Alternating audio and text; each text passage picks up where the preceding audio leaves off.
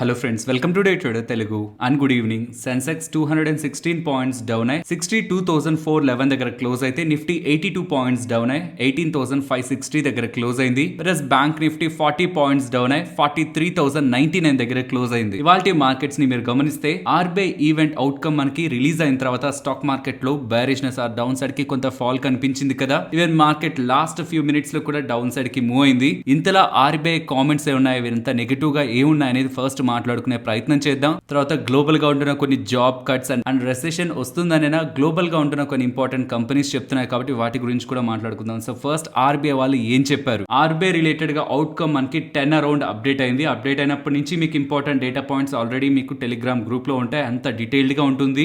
But దాన్ని simplify చేయాలనుకుంటున్నాను.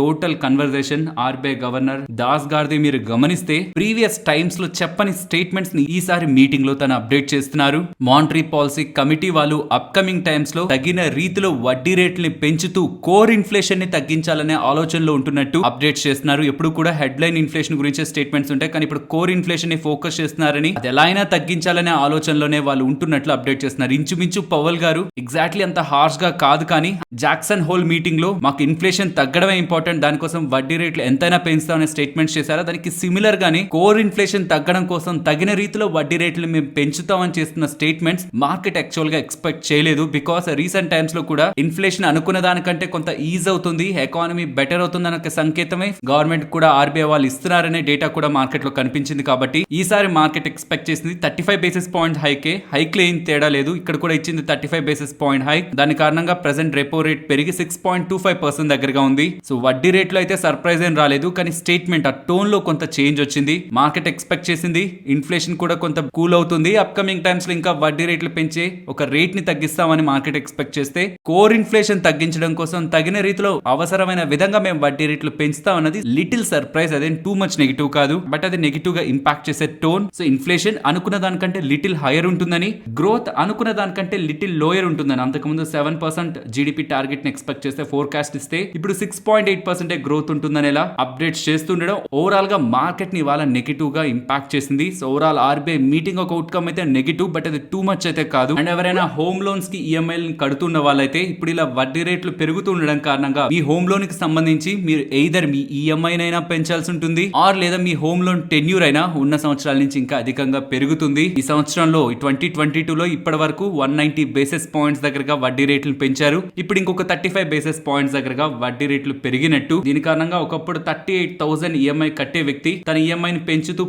Present 44,986 rupees కి తన ఈఎంఐని పెంచాల్సి ఉంటుంది. ఆర్ఎల్స్ ఇలా ఈఎంఐని పెంచకపోతే నెంబర్ ఆఫ్ ఇయర్స్ తన కట్టే ఇయర్స్ ఉంటాయా అవైనా పెరుగుతాయి. సో ఎయిదర్ ఈఎంఐ అయినా పెంచాలి, లేదు హోమ్ లోన్ క్లియర్ అయ్యేందుకు పట్టే సమయం అయినా పెరుగుతుంది. కాబట్టి హోమ్ లోన్ ఈఎంఐ కడుతున్న వాళ్ళు ఇది జాగ్రత్తగా గుర్తుంచుకోవాలి. ఇవాల్టి ఈవెంట్ కంప్లీట్ అయింది కాబట్టి రేపటి రోజు మనకి ఎలక్షన్ రిజల్ట్స్ ఉన్నాయన్న విషయం గుర్తుంచుకోవాలి, అలాగే ఎక్స్పైరీ ఉందన్న విషయాన్ని కూడా గుర్తుంచుకోవాలి. ఇది కాదు, నేను ఇవన్నీ కూడా ఈ మంత్లీలో నేను గమనిస్తున్న మెయిన్ ఈవెంట్ అయితే డిసెంబర్ 13th వస్తూ డిసెంబర్ 14th మార్కెట్ ని ఇంపాక్ట్ చేసే event US CPI inflation data. ఒకవేళ సిపిఐ ఇన్ఫ్లేషన్ డేటా కానీ ఎక్స్పెక్టేషన్స్ కంటే అబోవ్ ఉంటుంటే, మీన్స్ మరీ నెగిటివ్ గా ఉంటుంటే, దెన్ ఫెడ్ వాళ్ళు ఎటువంటి స్టేట్మెంట్స్ చేస్తారు, ఫెడ్ వాళ్ళకి స్కోప్ ఎలా ఉంటుంది ఇంకా వడ్డీ రేట్లని 50 ఆర్ బిలో 50 కి తీసుకువెళ్ళడానికి మోస్ట్లీ వాళ్ళని ప్రెషర్ చేస్తుంది. కాబట్టి ఎక్స్పెక్టేషన్స్ కంటే అబోవ్ వస్తున్న CPI inflation data 13th market close అయ్యాక వచ్చే డేటా అండ్ 14th మార్కెట్ ని ఇంపాక్ట్ చేసే ఈ డేటా పాయింట్ అయితే ఇంపార్టెంట్ గా ఉండబోతుంది. తర్వాత 14th December US fed meeting outcome, అది నెక్స్ట్ ట్రేడింగ్ సెషన్ లో మార్కెట్ ని ఇంపాక్ట్ చేస్తుంది.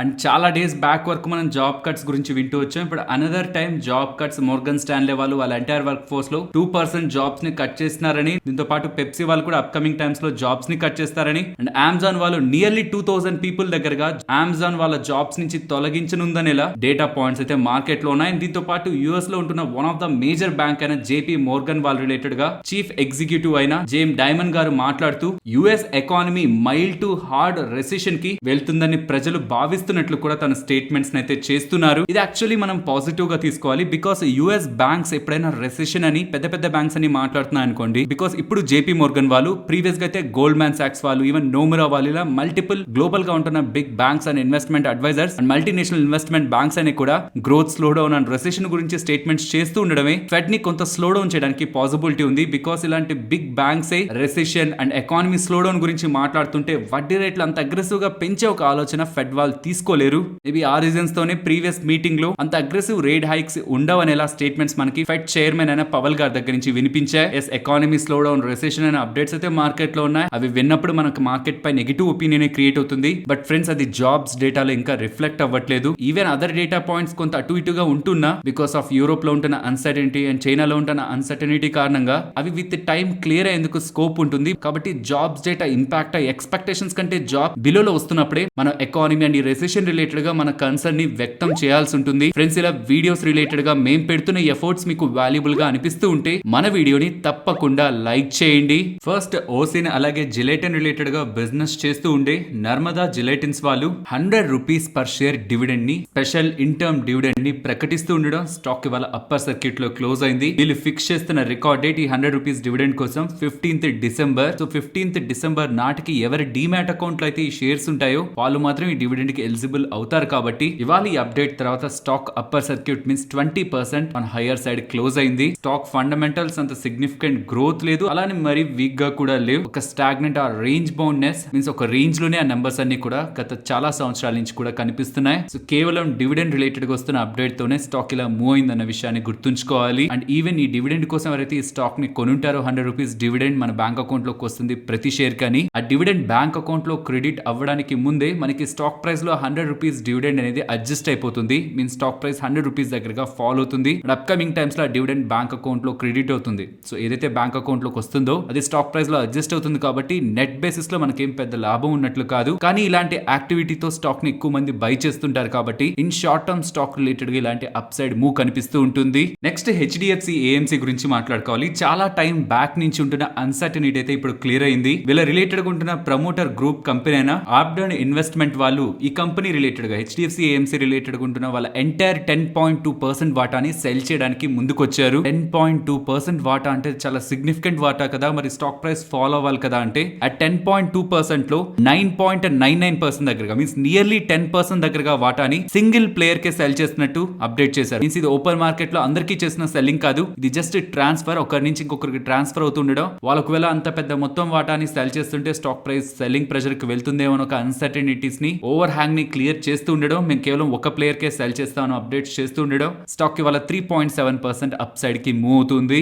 నెక్స్ట్, సీమెన్స్ గురించి మాట్లాడుకోవాలి. వీళ్ళకి ఒక ఆర్డర్ లభించింది. ఆర్డర్ ఒక ఇంపార్టెన్స్ మనకి అర్థం కావాలంటే ఇప్పటి వరకు ఈ కంపెనీ రిలేటెడ్ గా మొబిలిటీ స్పేస్ లో వీళ్ళకున్న order backlog 17,183 crore. Again mobility segment లో వీళ్ళ ఆర్డర్ బ్యాక్లాగ్ 17,183 crores అయితే ఇప్పుడు గెలుచుకున్న ఈ ఒక్క ఆర్డర్ విలువే 20,000 crores గా కనిపిస్తుంది. ఎస్, ఇండియన్ రైల్వేస్ వాళ్ళ కోసం 9,000 హార్స్ పవర్ కలిగి ఉన్న 1,200 లోకోమోటివ్స్ ని సైమెన్స్ వాళ్ళు తయారు చేయడానికి లోయెస్ట్ బిడ్డర్ గా మీన్స్ ఆ ప్రాజెక్ట్ ని గెలుచుకున్నారని, అండ్ ఈ ఎంటైర్ మ్యానుఫాక్చరింగ్ అంతా గుజరాత్ స్టేట్ లో ఉన్న వాళ్ళ మ్యానుఫాక్చరింగ్ ఫెసిలిటీ నుంచి కంప్లీట్ అవుతుందని, అండ్ ఈ ఎంటైర్ ప్రాజెక్ట్ ఒక విలువ 20,000 కోట్లగా వీళ్ళు ప్రకటిస్తూ ఉండడం. స్టాక్ ఇవాళ ఇంట్రాడే సెషన్స్ లో 5% పెరిగింది. ఇది ఇప్పటికని కాదు, లాంగ్ టర్మ్ ప్రాజెక్ట్ కాబట్టి ఇది ఫర్దర్ గా కూడా స్టాక్ ఒక ఇంక్రిమెంటల్ రెవెన్యూస్ ని ఇంకా అప్పర్ సైడ్ కి తీసుకువెళ్తుంది. అండ్ ఈ ఆర్డర్ తర్వాత మెక్వర్ వాళ్ళు ఇప్పుడు వచ్చిన ఆర్డర్ అనే కాదు, అప్కమింగ్ టైమ్స్ లో కూడా వీళ్ళ ఆర్డర్ బుక్ 23% CAGR తో గ్రో అవుతుందని వాళ్ళు భావిస్తూ స్టాక్ టార్గెట్ ఇక్కడ నుంచి హైయర్ సైడ్ 3,120 గా చూస్తున్నారనేలా వాళ్ళ రిపోర్ట్ లో మెన్షన్ చేశారు. ఫ్రెండ్స్, ఎడిల్వైజెస్ వాళ్ళు ఒక ఇంట్రెస్టింగ్ నోట్ ని రిలీజ్ చేశారు. అందులో ఇక్కడ నుంచి ఫర్దర్ గా గ్రో అవడానికి స్కోప్ ఉన్న 55 కంపెనీస్ దగ్గరగా లిస్ట్ ని ప్రొవైడ్ చేస్తూ ఈ పర్టికులర్ కంపెనీస్ రిలేటెడ్ గా బిజినెస్, వాటి వాల్యుయేషన్స్ అండ్ వాటి ఫైనాన్షియల్ బ్యాలెన్స్ షీట్ వీటన్నిటిని కూడా ఇంక్లూడ్ చేస్తూ ఒక ఇంట్రెస్టింగ్ నోట్ నైతే వీళ్ళు రిలీజ్ చేస్తున్నారు. సో ప్రెసెంట్ ఎవాల్వ్ అవుతూ కమింగ్ టైమ్స్ లో బెటర్ గా గ్రోత్ ఉండగలిగే థీమ్స్ అండ్ వాటి రిలేటెడ్ ఉంటున్న స్టాక్స్ లిస్ట్ అనేలా 55 కంపెనీస్ లిస్ట్ అయితే మనకు కనిపిస్తుంది. సో ఇఫ్ ఇన్ కేస్ ఈ 55 స్టాక్స్ లో మీరు రీసెర్చ్ చేస్తున్న స్టాక్ ఆల్రెడీ ఉంటూ ఉంటే వీళ్ళు మెన్షన్ చేసిన థీమ్ ని కూడా గమనించండి. ఆర్ ఇంకేదైనా న్యూ నేమ్స్, ఇంట్రెస్టింగ్ నేమ్స్ కనిపిస్తున్నా వీళ్ళు అసలు ఏం థీమ్ తో ఇది పెరుగుతుంది, అరే బై రేటింగ్ ఇస్తున్నారు, ఇన్ రియాలిటీ మీరు రీసెర్చ్ చేస్తున్నప్పుడు మీకు అనిపిస్తున్నది ఏంటి, ఈ రెండింటిని కూడా కంపేర్ చేసుకుంటున్నప్పుడు new ideas or new themes లో కూడా మనకు ఒక ఒపీనియన్ ఫామ్ అవుతుంది. ఈ ఎంటైర్ డాక్యుమెంట్ ఒక PDF కాపీని మన టెలిగ్రామ్ గ్రూప్ లో ఇవాళ ఈవినింగ్ అప్లోడ్ చేశాను. నెక్స్ట్, ఇన్ఫోసిస్ గురించి మాట్లాడుకోవాలి. ఇన్ఫోసిస్ బైబ్యాక్ ఇవాళ ఓపెన్ అవబోతుంది అనేసరికి ఎలా పార్టిసిపేట్ చేయాలనే ఒక క్వశ్చన్ మీకు వస్తూ ఉంటే, ఫ్రెండ్స్ ఈ బైబ్యాక్ టెండర్ రూట్ లో ఉంటున్న బైబ్యాక్ కాదు. మీన్స్ మనం కంపెనీకి మన దగ్గర ఉన్న షేర్స్ ఇవ్వడానికి ఏం లేదు. కంపెనీయే మార్కెట్ లో ఉంటున్న షేర్స్ ని నెక్స్ట్ 6 months లో స్లోగా కొనుక్కుంటూ వెళ్తుంది.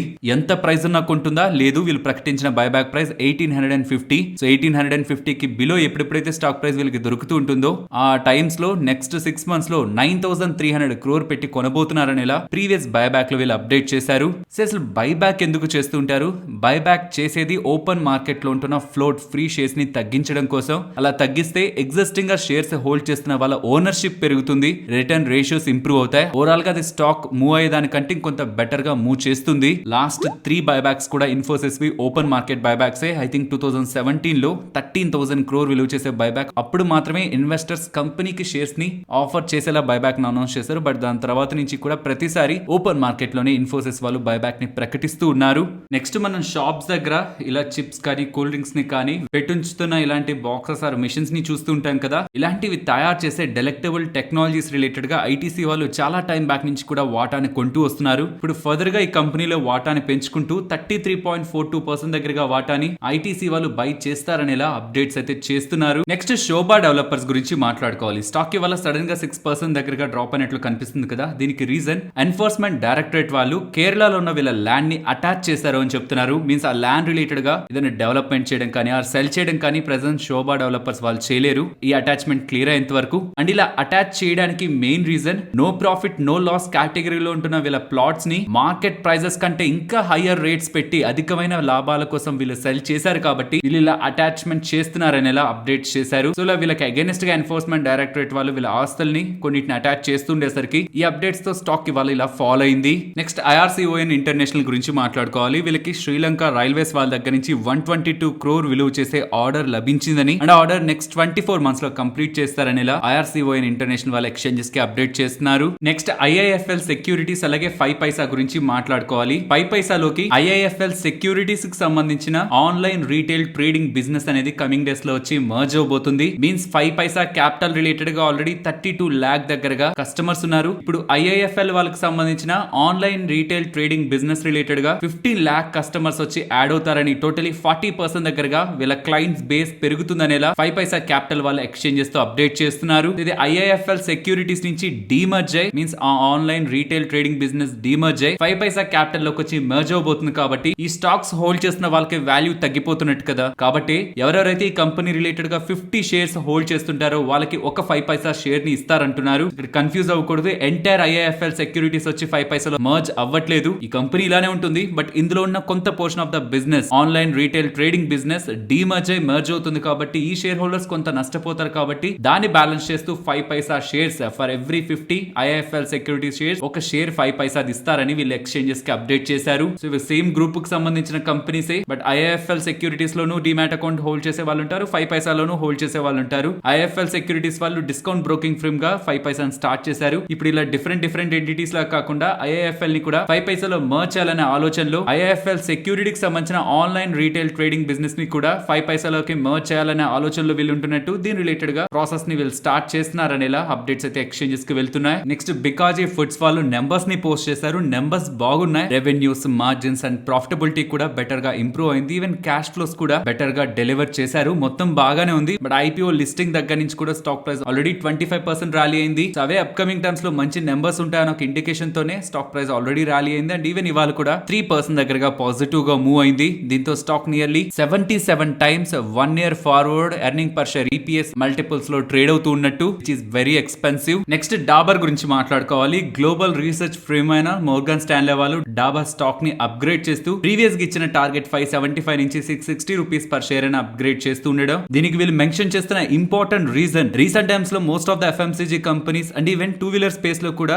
రూరల్ సెగ్మెంట్ లో ఎక్కువగా ఫోకస్ చేస్తున్న కంపెనీస్ డౌన్ అవడానికి రీజన్ ఏంటి? రూరల్ సెగ్మెంట్ లో డిమాండ్ తగ్గిందని. అండ్ ఈవెన్ డాబర్ వాళ్ళకి కూడా ఆల్మోస్ట్ 45% దగ్గరగా రెవెన్యూ రూరల్ ఎకానమీ నుంచి వస్తుంది. అండ్ ఈ రీసెంట్ టైమ్స్ లో రూరల్ ఎకానమీలో ఉంటున్న వీక్నెస్ కార్నర్ అయిందని, మీన్స్ టర్న్ అరౌండ్ అవ్వబోతుందని. అప్కమింగ్ టైమ్స్ లో ఈ సెగ్మెంట్ లో రూరల్ ఎకానమీలో వస్తున్న గ్రోత్ డాబర్ కి పాజిటివ్ గా హెల్ప్ చేస్తుంది. కాబట్టి రూరల్ ఎకానమీ టర్న్ అరౌండ్ అవ్వబోతుంది, పాజిటివ్ గా ఉండబోతుంది. దాని కారణంగా రూరల్ ఎకానమీ పై డిపెండ్ అవుతున్న కంపెనీస్ లో డాబర్ లాభపడనుందనేలా వీళ్ళు భావిస్తున్నారని అప్డేట్స్ చేస్తూ వీళ్ళ హెల్త్ కేర్ పోర్ట్ఫోలియో కొంత స్లో డౌన్ అవుతుంది. కానీ అప్కమింగ్ టైమ్స్ లో ఫుడ్ అండ్ బెవరేజ్ పోర్ట్ఫోలియో అనేది స్ట్రాంగ్ గ్రోత్ ని లీడ్ చేస్తుందని. అండ్ ఈవెన్ స్పైస్ కేటగిరీలో రీసెంట్ గా వీళ్ళు బాద్షా బ్రాండ్ అక్విజిషన్ కూడా చేశారు. కాబట్టి ఇవన్నీ కూడా వీళ్ళకి పాజిటివ్ గ్రోత్ ఫ్యాక్టర్స్ లో అప్కమింగ్ క్వార్టర్స్ లో యాడ్ అవుతాయని వీళ్ళు మెన్షన్ చేస్తూ 660 రూపీస్ పర్ షేర్ టార్గెట్ గా డాబర్ కి వీళ్ళు మెన్షన్ చేస్తున్నారు. నెక్స్ట్ KMEW గురించి మాట్లాడుకోవాలి. Knowledge marine and engineering works limited. వీళ్ళు మెరైన్ క్రాఫ్ట్స్ రిలేటెడ్ గా మెయింటెనెన్స్ అండ్ రిపేర్స్ రిలేటెడ్ గా బిజినెస్ చేస్తుంటారు. అండ్ రీసెంట్ టైమ్స్ లో drugging and marine services business లో కూడా వీళ్ళు ఎంటర్ అవుతున్నారనే అప్డేట్స్ ఉన్నాయి. ఈ పర్టికులర్ కంపెనీ రిలేటెడ్ గా ఇవాళ bulk deals 875 rupees per share లో